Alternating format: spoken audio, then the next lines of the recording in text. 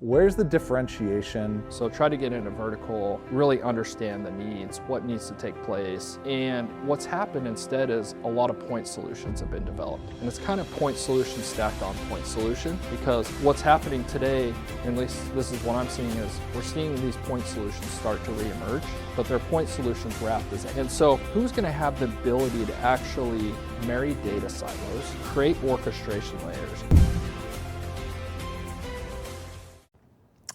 Welcome back to the Dental Economist Show. I'm your host, Mike Huffaker.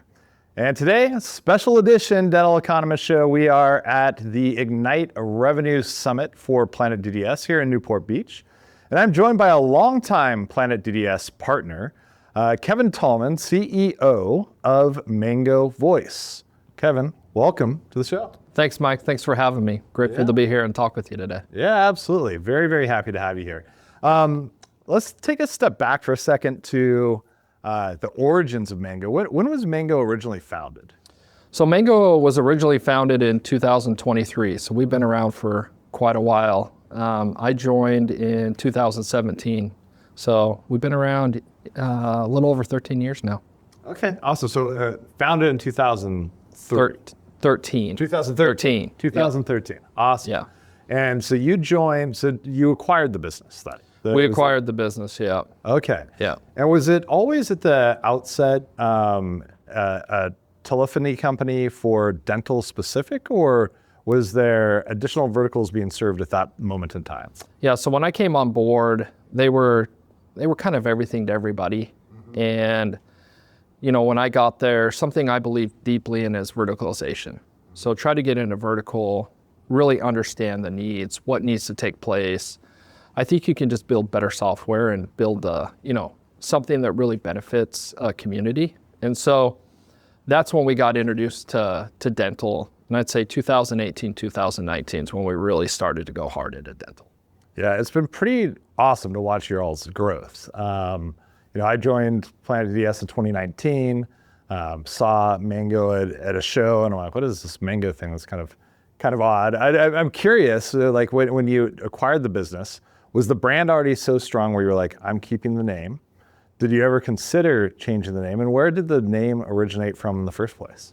Yeah, so this is actually probably one of the questions I get asked most is why Mango? Yeah. It really is a unique name. And so the founder of Mango thought, with phone systems, usually they're boring. It's like MyTel, ShoreTel. It's always something. Mm-hmm. And usually they're really nasty to work with. And so he thought, well, what's something that makes me happy? And he thought of a beach. And he's like, if I'm on a beach, what do I want to eat? And he's like, I want to eat mangoes. So if I'm eating a mango on a beach, I'm happy. So let's call it Mango and see if we can make people happy. So that's where the name came. And honestly, what was amazing to me is when we started to go to shows, we have these squishy mangoes. If you've ever seen them. I have. And I've seen them on a tee box too. There you go. That's your right. Tournament. That's right. Yeah. Yes. Hopefully it helped you hit straighter. Yeah, nothing can help you with that. And people love it. And it's something that's easy to remember. So people, remember the squishy mangoes. And when they see us, they're like, oh, it's the Mango people. And, I think we've been able to build, pretty good brand recognition, and it's stuck. So yeah, it's worked out well. Well, I like when you said, I forget exactly how you phrased it, but other phone companies, like kind of nasty to work with, not pleasant to work with. Before we get into your actual technology, I would be curious, like your views on building culture, building a strong company, because it really does, I think, set you all apart in the space. Like you genuinely care. And when I talk to people that use your solutions, they always have the best things to say about working with yourself and with your organization. So where does that start from? Like how do you create a business and a culture where you are an organization that people want to work with? I think for me, it always starts at the top. And what are the priorities and what's important to me?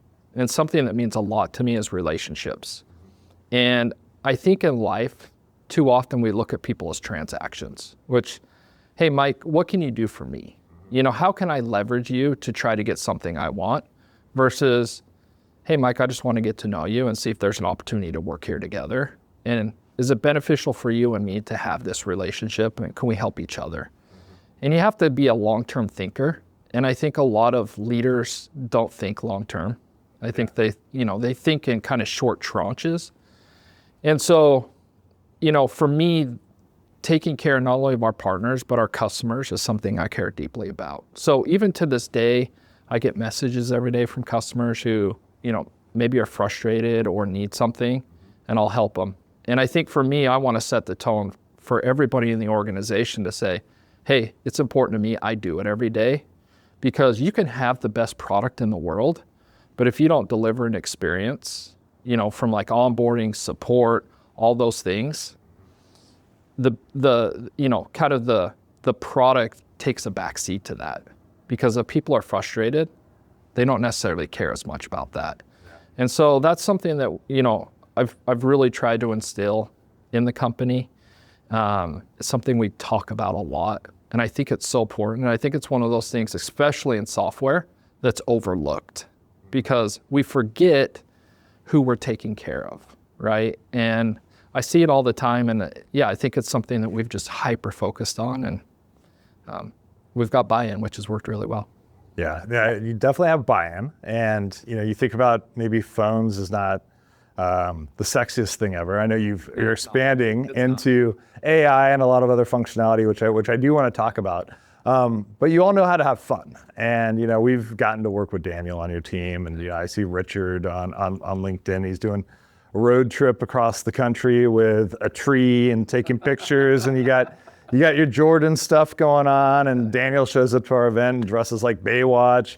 And so, what do you feel is the importance in letting people kind of express themselves within your organization as well, and how do you foster that type of community? Like, people are willing to put themselves out there that work within your company, on the company's behalf. Yeah. I think a big part, honestly, is that we care about our partners. And when I think about Planet DDS and what you guys do, is you're really fun. And so I think for Daniel, it's like, how do I embrace that? Yeah. How do I want to show up, and I want to participate. And I don't want to be the one that's like sitting on the side, not dressed up, right? So really try to I think this goes back to, we really want to understand our partners. Yeah. And we actually want to be a part of their culture and who they are and relate to them. And, I think one of the cool things is when you can get a team on the boat and get them rowing in the same direction, everybody buys into it. And I think we've really bought into this partnership and what it means to be a good partner. And honestly, I think part of it is like, what makes a good partner is you just show up and you participate and you engage, you get to know people to the point of like, I'm not here to benefit myself necessarily. I'm just here to benefit the partnership and to get to know each other. So honestly, they've kind of taken the ball and ran. And when Daniel came to me last year and he's like, hey, Kevin, this is what I'm gonna dress up. I guarantee my face turned bright red.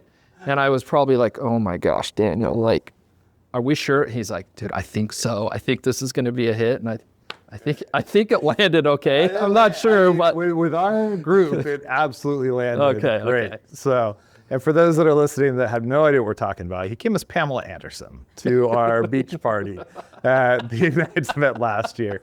And we have slow video montages of him jogging down the beach in his Pamela Anderson.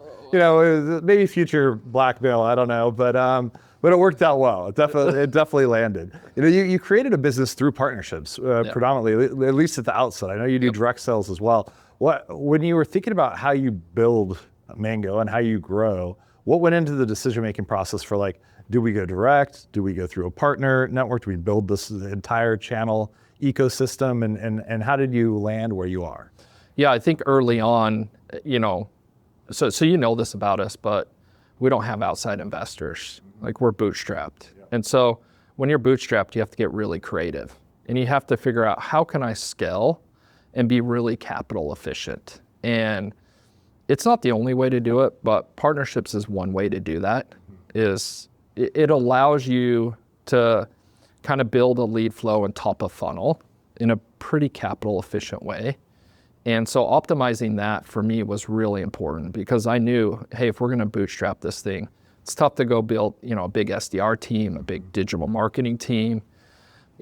I think those things are a great way to go to market, but we had to be really creative. And so, we really started to kind of formulate this partnership idea, and I think it's evolved over the years. And to your point, it's like the biz dev at Mango's kind of taken off on a life of its own. Yeah. It's worked really well. And but I'd say that was the genesis of it, is just trying to be really creative that way. Yeah. Well, the growth has been very impressive, and you guys really are great partners. When you're looking at what's next for Mango, I know you've started to build and develop AI functionality within the product. Talk a little bit about what that is, what the value is that's offered to your current customers, and for folks that are still making decisions about which phone system do I use, and in some ways, not to diminish what you guys do from a customer service perspective, but I think some folks will look at phones and think, well, this is included in some other thing that I'm buying. Where's the differentiation? How should people be thinking about it, and what's important for them when they're making decisions along those lines? Yeah, I think the last couple of years, and you guys have been in this too, as this new technology has emerged. And, for me personally, and I'd be interested to hear what you have to say here too, I think I was pretty skeptical. I think that's my natural personality, is when everybody is running in one direction, I tend to think, why is everybody running in that direction? And is there something going on that potentially could disrupt that? And I think over the last 2 years, though, as we've been developing AI and using it, I've become a big believer. Right. And it's pretty incredible to see over the last couple of years how this has evolved. The question is like, how does this actually impact us? And what does this do for dentistry? And if you think about, at least since I've been in dentistry, Mike, the promise of software has been, we're going to solve these workflow problems. We're going to solve the staff burnout problem, the chaos within the practice. And what's happened instead is a lot of point solutions have been developed. And it's kind of point solution stacked on point solution. And what's happened now is we have all these data silos. And these data silos don't talk to each other. And it creates this massive inefficiency, because if we are going to leverage AI the right way, we've got to be able to bring these data silos together and to be able to build orchestration layers, right? And I think one area that is super interesting for us because of how we're built is we don't compete with any of our partners, right? We've really stayed in our lane. And we feel like owning the infrastructure gives us a real competitive advantage, because what's happening today, at least this is what I'm seeing, is we're seeing these point solutions start to reemerge, but they're point solutions wrapped as AI, right? And so who's going to have the ability to actually marry data silos, create orchestration layers? And I think for the first time, at least since I've been in dentistry, now is an opportunity to actually fix these workflow problems. And so a couple things are becoming pretty evident. One is infrastructure matters. You know this. You own massive infrastructure. Verticalized data sets are really, really valuable. The question is like, who can get some surface level here, break down these data silos, and start to build this orchestration layer? And that's really what we're focused on. Mm-hmm. And it's pretty exciting. I think the opportunities that are going to emerge here over the next 3 to 5 years. Yeah, and I agree with everything you just said about the different levels that need to be put in place for you to actually leverage and utilize the technology. But for the audience, can you share a little bit about what you mean by the orchestration layer, and what are some of the problems that you're solving with what you're building today?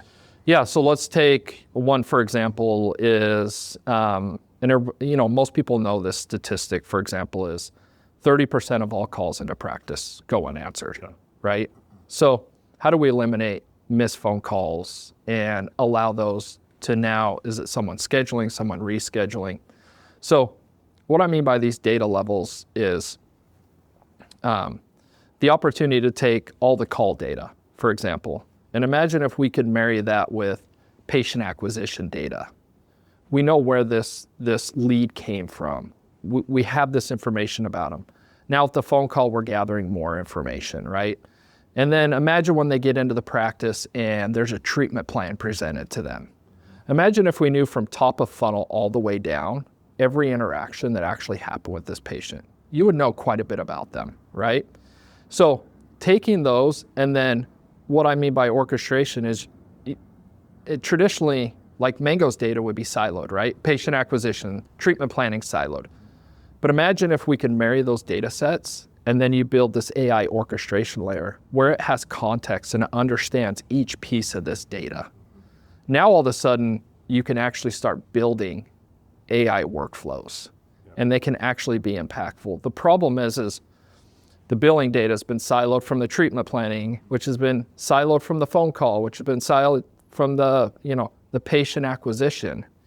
And we just haven't had the ability to actually marry those. And I think this is what AI will actually provide for us if we can get that kind of orchestration layer over top of the data. Yeah, it really is Right. pretty incredible how quickly everything with AI is advanced. It's I mean, insane. 2 years ago, I think I was having it write me poems and stuff. And orchestration layer, context engineering, harnesses, every couple weeks, it's like there's a new term that's now the broadly accepted term for a specific function that takes place within the AI ecosystem. It's pretty interesting, pretty hard to keep up with. So I've got maybe the most important question to wrap us with today.